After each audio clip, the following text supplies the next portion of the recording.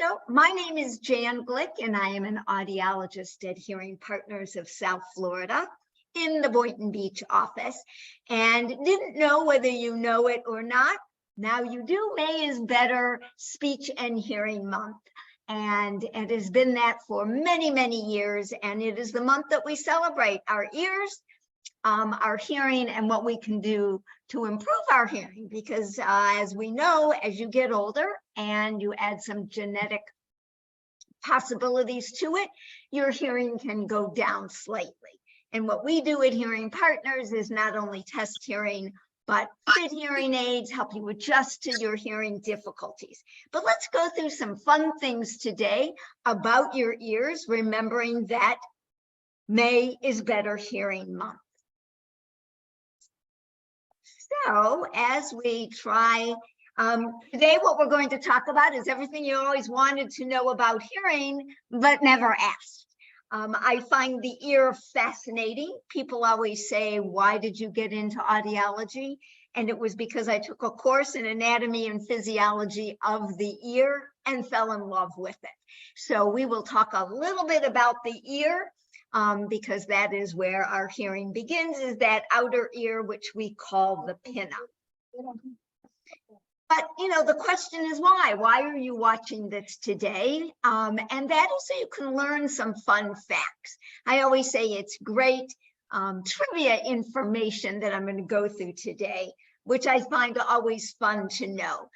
This is a great picture of everybody at Hearing Partners. We have 3 locations. We are located in Boynton Beach, which is where I am at. We have our Delray office, and we also have an office up in Jupiter. So these are all of our professionals in the office, in all of the 3 offices that came together. So just wanted you to see everybody's picture there.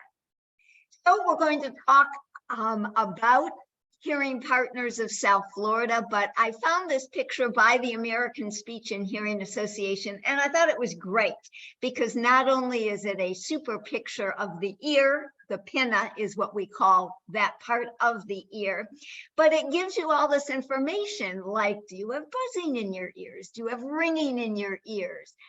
Are people saying you're not responding to me? Do you sometimes get depressed because you really do have some difficulty hearing? Do you find that you have to listen to things at a very loud level and everybody around you says, turn that down? Do you avoid conversation? So wonderful things to be able to think about with our hearing and what we can do and what you have done, being patients of Hearing Partners of South Florida, and what you have done to help your hearing. So let's take a look at the ear to begin with. So we have the pinna, that's the part on the outside of your ear, and your ear canal. And then you will see, as you're looking at this picture here, the eardrum and the 3 small bones, and this is the middle ear area. And then, believe it or not, you have the nerve of hearing, this snail-shaped area here, and that is your balance system. So what you'll end up knowing is if in any particular reason you see a physician and you say, I'm dizzy, I'm a little off balance, they may send you to an audiologist and you may be saying, well, why aren't you testing my hearing when it's my balance? That's the problem. And that is because your balance system is in your inner ear. So we always say that you hear with your ears and your brain, but your balance system is also in your inner ear. So that's why if you say I'm off balance, I'm a little dizzy, you may get a referral to come and see us, and we welcome seeing you. So now let's go through some of the fun facts of the presentation today, remembering that better hearing starts here, and it is your ears and your brain that work together. You just don't hear with your ears, it's your ear taking that information up to your brain and your brain interpreting it. So as we went through again, looking at all of this with our ear canal and the eardrum. And this is, again, the anatomy of the ear. I've made it look very big, but it is very, very small, as you may know, inside of the ear. And let's talk a little bit about ear infections. A lot of times people will say, when I have a bad cold, my ears clog up. When I go up in an airplane, my ears feel all plugged up. You may have children, grandchildren, maybe even you, when you were younger, had ear infections. So let's go through a little bit about an ear infection, and it is usually a middle ear infection. So it is in this area here, this lower box area, where we would end up with that middle ear infection. What you will see here in that upper box area is the fluid that may be drawn into the ear. How does that happen, that you get fluid in your ear, or your children or your grandchildren end up with fluid in their ear? Well, down at the bottom picture, you will see the eustachian tube. And your eustachian tube runs from your nose to your throat and into your ear. And that is what clogs up and makes your ears feel plugged up when you're in an airplane, and you go up and you say, oh, I need to pop my ears, and you swallow and your ears pop. That's the eustachian tube opening up. So the purpose of the eustachian tube is to bring air to the middle ear area.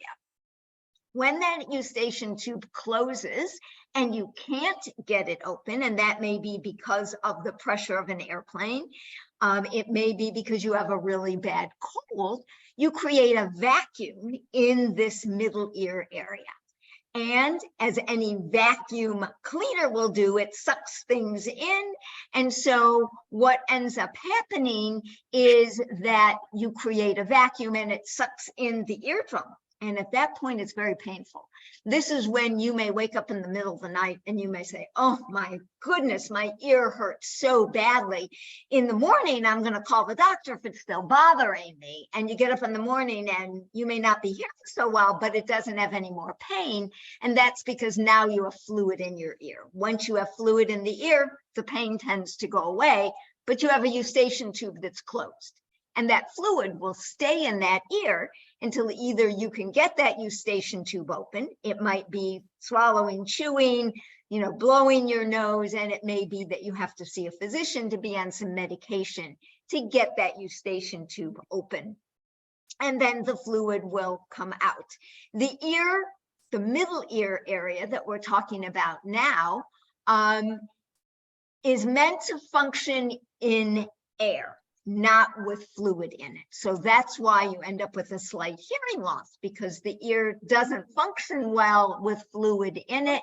It needs to function with air in it. So that gives you a little bit of information about ear infections and how we get them. Bad colds can cause it. Being on an airplane can cause it. Again, it's that eustachian tube closing and opening, giving you that popping sensation, and then also giving you discomfort if it ends up pulling in and sucking in the eardrum, making it very, very painful for you. And you may notice you may not have had ear infections, but your children or grandchildren may have that. So now let's talk the inner ear. So we have three parts of the ear to refresh. We have the outer ear, which is that pinna there that does catch sound. That's important. We have the middle ear area with the eardrum and the three small bones, and our inner ear, which is the nerve of hearing, and the balance system. Balance system is called the semicircular canals. Three canals that sit at three different angles in your head. And inside those semicircular canals is fluid. And the fluid moves when you turn your head to the right or to the left. So if you all right now try and touch your ear to your shoulder, what ends up happening is that fluid is moved in your inner ear, and it is made a stimulation that sends an impulse up to your brain that says, I've moved my head, not the world has moved to the right or to the left. So that is that fluid in those semicircular canals that moves and causes you to know that maybe you're dizzy, maybe you're not. Turn your head quickly, it's saying to you, you're turning your head quickly, not that the world is turning quickly. So that's the fluid in the semicircular canals. What's interesting is the same fluid is in the nerve of hearing. And that is what allows you to hear. So what ends up happening is sound comes in, the eardrum vibrates. Now we're into that middle ear that we just talked about. The first bone vibrates, the second bone vibrates right up in here. The third bone vibrates, sends an impulse to that nerve of hearing that sends an impulse up to the brain that says, I hear somebody talking to me. So I always say you hear with your ears and your brain, because you got to have that brain to help you realize what it is that you're hearing. So we've gone through the outer ear. We've talked a little bit about the middle ear and problems you can have with the middle ear. And we've talked about the inner ear, which has your balance system and the nerve of hearing. So it gives you a little idea about some of those questions you may not know about, and why is it that you see an audiologist when you're dizzy? Why do you see an audiologist when you have hearing problems? Because we are able to help you understand what you can do to help your hearing better. It may be hearing devices, and it may just be teaching you some better ways of hearing in certain listening situations. So I thought this was a great picture to show you a little bit of the size, because it's so small. When you're thinking about it, and you're seeing my pictures, or you come into the office and you see the posters on the wall, everything looks huge, and that's not the way it is. Everything is very, very small. If you've ever been to an ear, nose, and throat doctor, very often they will look at your ear through a microscope because everything is so small. It really is not very big. I want you to think of the tip of an eraser. Okay, a pencil eraser. We don't see those too much anymore, but just a regular old eraser. That is about the diameter of that eraser is about the size of your eardrum. So think about how small that is. Not very big, but this diagram showed you, first of all, that's a pretty good size pin on that outer ear. Look how small that inner ear is and those bones. So I just thought, just to kind of put it all in perspective, because when we see big pictures, we think things are big, and in the ear, they're really not.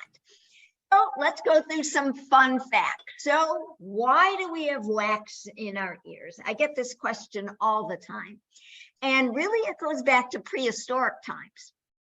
Why? Because we had larger ears in prehistoric times, and the wax, which is sticky, gummy stuff, stop the bugs from flying in your ear. And that's true. So I find that a fascinating fact to know about. What do you do about wax? You do nothing about wax, okay?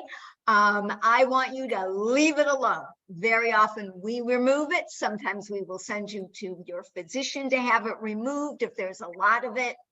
Some people make more wax than others and might have to see a physician or come to us every 2 to 3 months to have it removed, because it just doesn't come out itself, but it's meant, and your ears are meant to be self-cleaning. They will clean themselves out. I love it when I look in an ear, I can tell when somebody has used a Q-tip, because they've just taken that sticky gummy wax and packed it in their ear.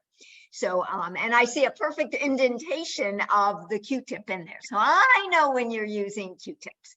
So don't try and, when I look in your ear, don't try and say to me, I'm using Q-tips, because I can tell that you are. But that is why we have wax. Wax also lubricates the ear. Those people that don't have any wax in their ears have very dry, itchy ears, and they are constantly itching and scratching them. And very often we will give them a special type of oil, dry, not just any oil, but a particular type of oil that they can rub on the inside of their ear to stop that itching, because they have no wax, and the wax lubricates that ear and stops it from itching. So good question as to why you have wax. Let's go listen to another fun fact now. So I talked to you about the middle ear, and I talked to you a little bit about the bones. And a great question is, The smallest bones in the body are what are called the ossicles, which are the 3 small bones in the middle ear. So I think that's a great fact for everybody to know. This, which you can see on the left here, is the left bones and then the right bone. So there are 3 of them. There is the malleus, and the malleus is the one that is connected and that I can see to the eardrum. So that when I look at a healthy eardrum, I see part of that malleus there behind the eardrum. And then the next one is the incus. And then the next one is the stapes. And we call that one the stapes because it kind of looks like a stirrup. So you might have remembered back to the days when you took some type of science classes and learned about the ossicles, or the 3 small bones in the middle ear. You may remember, oh, the stirrup, I remember. That is the one that is connected, the stapes, to that nerve of hearing. Remember that snail-shaped inner ear that we looked at? That stapes is the one that connects it. So the sound comes in, eardrum vibrates, the malleus vibrates, sends an impulse to the incus that vibrates, and sends it to the stapes that vibrates and sends that into the nerve of hearing. The picture on your right, the really small picture, that is about the size of them. Okay, I wanted to enlarge it on the left so that you can see what they look like. But the one on the right of your screen is about the real size of them, which is why ear, nose, and throat doctors use microscopes to look in your ear, because if they want to see those bones, they are very, very small. So I also wanted to show you, this is compared, these are the ossicles that we just looked at compared to a dime. So, you know, a dime's pretty small, but look how teeny they are. They are very, very small. There are surgeries that ear, nose, and throat doctors can do where they will take out the stapes and put in a wire prosthesis. But again, that is all surgery done under very intensive microscopes, because you can see how small they are compared to the size of a dime. So good, nice, fun facts for you to know about. Your ears are always working and they never sleep. And I find that interesting. While we always say our body needs to sleep, it's important. It's important that we get between 6 and 8 hours a day. Your ears are always working.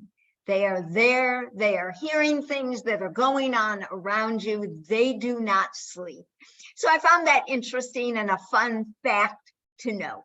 Ears are always there, always working. Now, if you have a hearing loss, obviously you're not going to hear as well, because you generally sleep with your hearing aids in. But again, the ears never sleep. They are always listening and trying to hear. Another fun fact, your earlobes are constantly growing, so that your ears are getting bigger and bigger all the time. So just think, if we're 120 years old, our ears are going to be pretty good size, right? So they start out pretty small as a child. And as you grow older, those earlobes continually grow and get larger and larger. And I thought that was a fascinating fact. So we've had some fun facts today that you can throw out there with some trivia. We talked a little bit about this, and your ears self-clean. They will clean themselves out. You do not use Q-tips. So you can see, if you're using a Q-tip, I'm going to tell you, and every audiologist is going to tell you, don't do that. Stop doing that, because all you're doing is taking that sticky gummy wax and packing it in your ear. Your ear will naturally clean itself. The skin from your ear naturally moves out. And all you will do one day is maybe itch your ear, and there will be a piece of wax that will come out of your ear. It is when you take that Q-tip and push that sticky gummy stuff deep in your ear that we have difficulty in getting it out. So again, they self-clean, leave them alone. A lot of people say, oh, I love my Q-tips. I can't get rid of my Q-tips. Well, you can do the outer ear of the Q-tip, but please, please, please don't stick the Q-tip into your ear. Too many times people slip, and that Q-tip goes straight through the eardrum and ruptures the eardrum. And trust me, that's not a comfortable feeling.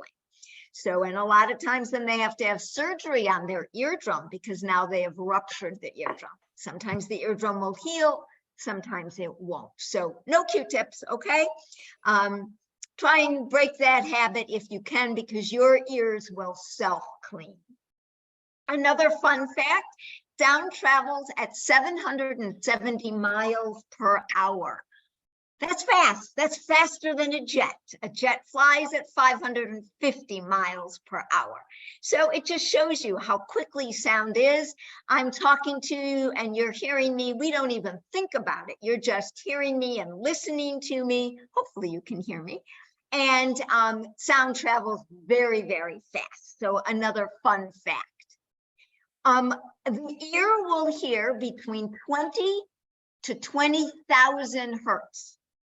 Hertz is cycles per second.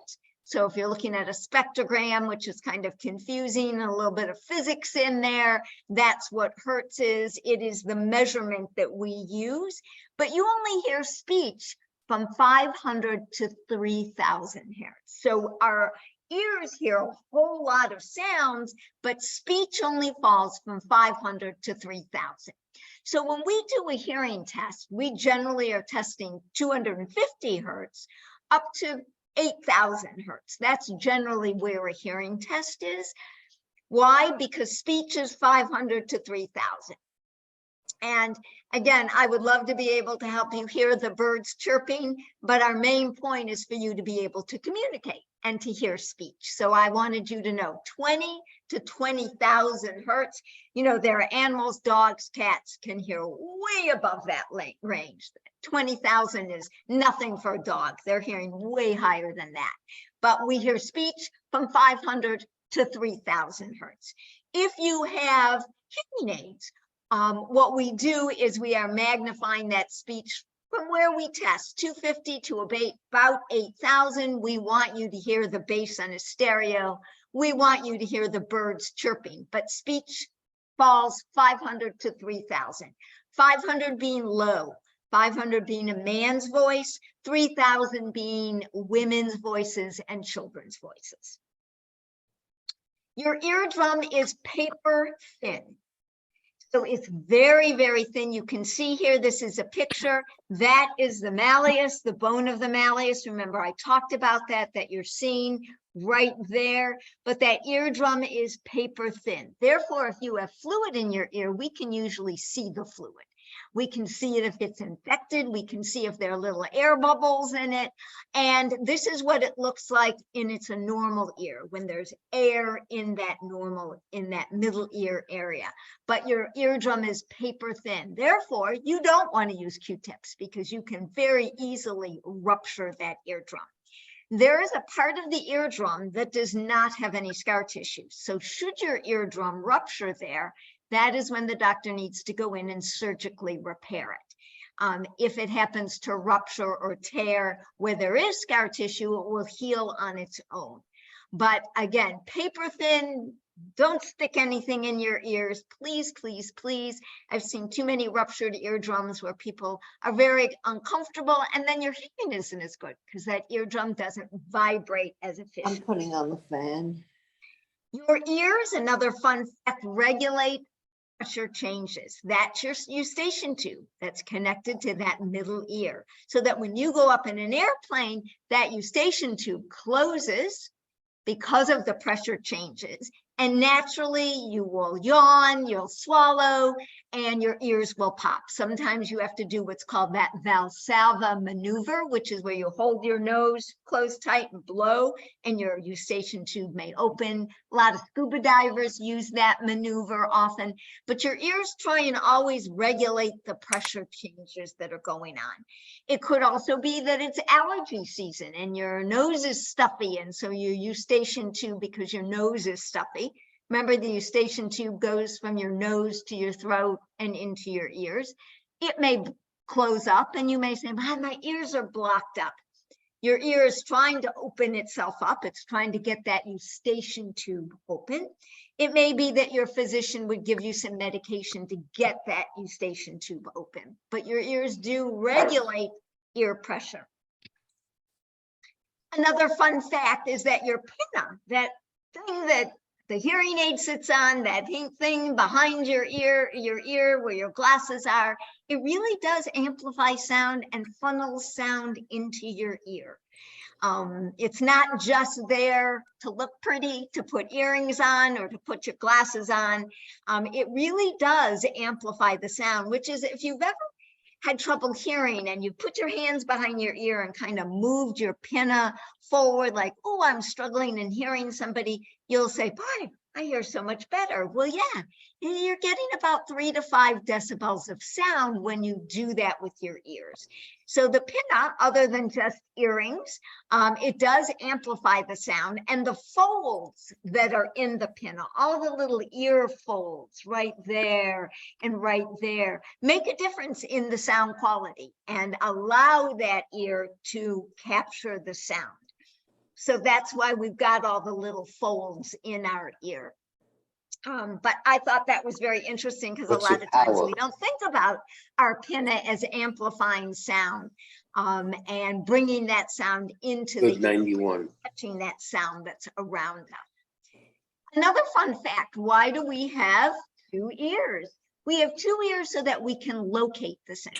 Where is that sound coming from? From the right or the left, above us, behind us? And it is 2 ears that allow us to do that, which is why when we see that you have a hearing problem, we will recommend 2 hearing aids if you have ears that are pretty much similar, so that we give you what's called localization. That is our name for being able to find the sound. Localization, to know, is it to my right, to my left, above me, behind me? The brain, remember, I say it's hearing with our ears and our brain. The brain always wants to know where sound is. It's constantly trying to find sound and place it. Is it to my right, to my left? If it knows where sound is, it's much easier for you to be able to ignore the sound you don't want to hear and focus on the sound that you do want to hear. But if you aren't being able to localize or find where that sound is, you'll struggle.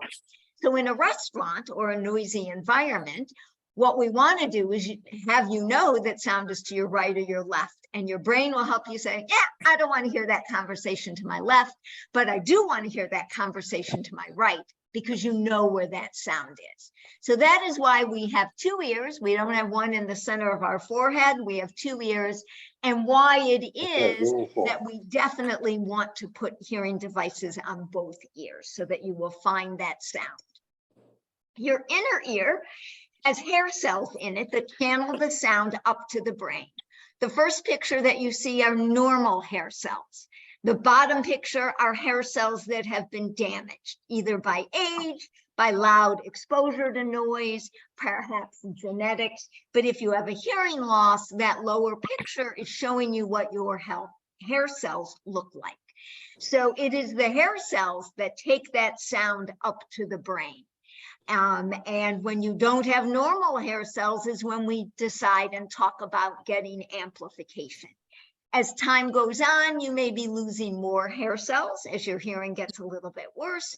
And it's that time that what we want to be able to do is to give you better hearing to help those hair cells. Those hair cells that are kind of damaged, we want to make that sound louder and clearer so that it channels it up to the brain and you are able to hear better again. So I thought another fun fact about your inner ear is that there are hair cells there. We have the inner hair cells and the outer hair cells, but you can see what a normal set looks like and one that has been damaged. Do you hear? So we've talked a little bit about hearing loss. We've talked about the outer ear, the middle ear, the inner ear, some very fun facts about it. But let's talk a little bit about that hearing loss. You know, I think it's hard when we explain hearing loss to people because let's look at an eye chart, such as you should see here. We're all used to that. We've had our eyes tested since we were probably in 1st or 2nd grade, and we see the whole eye chart. And if you have vision problems, this is what happens. You don't see, everything is fuzzy in the smaller part of that eye chart. But look what happens using the eye chart as an example. When you have a hearing loss, what happens?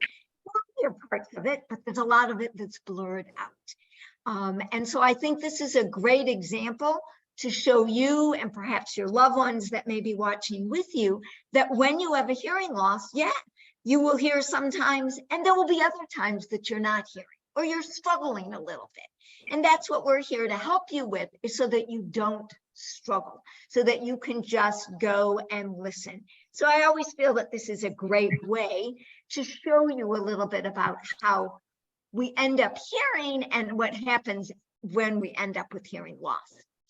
So I always like showing this because I feel it's time to do something. If you're struggling, if you're there, even with the hearing aids you may have, if you're struggling, it's time to come see us.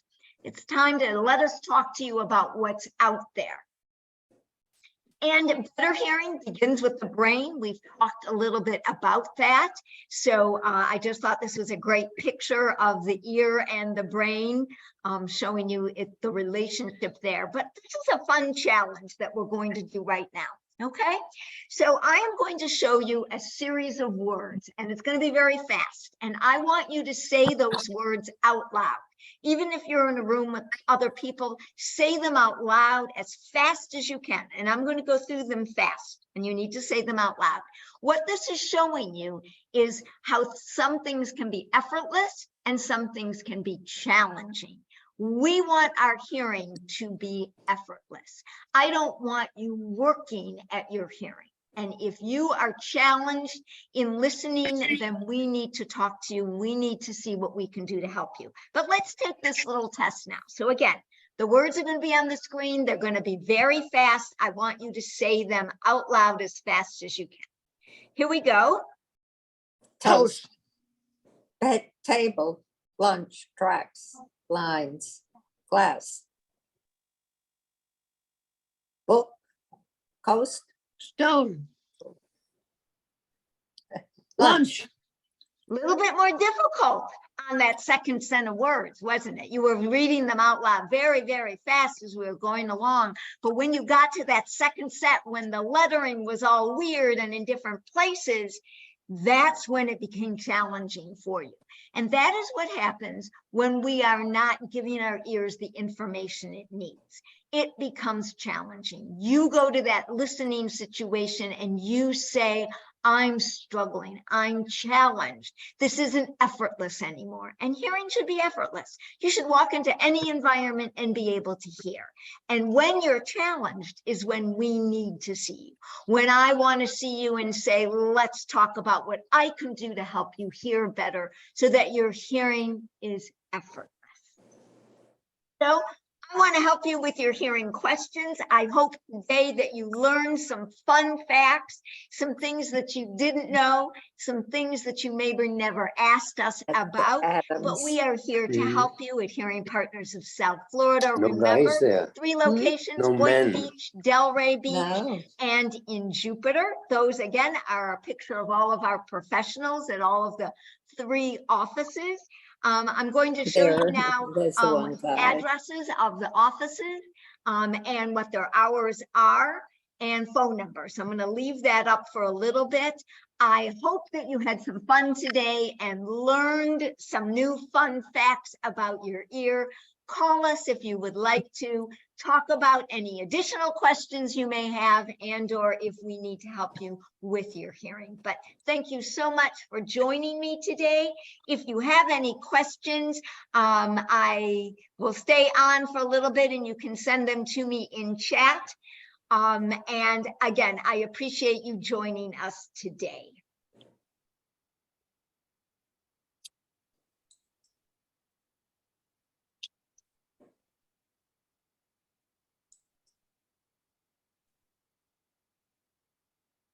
I guess that's it.